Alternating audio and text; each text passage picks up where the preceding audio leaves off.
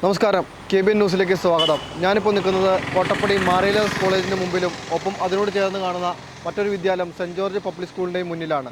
ഇതിൻ്റെ തൊട്ട് ഫ്രണ്ടിലായി കോതമംഗലം പെരുമ്പാവൂർ റോഡ്, ഒരു മെയിൻ റോഡ് കടന്നു പോകുന്നുണ്ട്.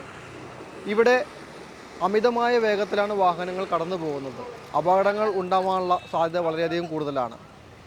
ഇവിടെ അധികാരികൾ പ്രത്യേകിച്ച് സുരക്ഷാ ക്രമീകരണങ്ങളൊന്നും ഒരുക്കിയിട്ടില്ല. കൊച്ചുകുട്ടികളും അതുപോലെ കോളേജ് വിദ്യാർത്ഥികളും പോകുന്ന ഒരു വഴിയാണിത്.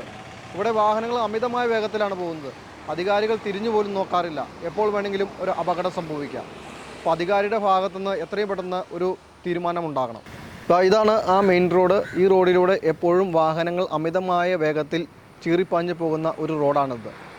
ഈ വേഗത നിയന്ത്രിക്കാൻ അധികാരികളുടെ ഭാഗത്തുനിന്ന് എന്തെങ്കിലും ഒരു ക്രമീകരണം എത്രയും പെട്ടെന്ന് ഉണ്ടാവേണ്ടതാണ്.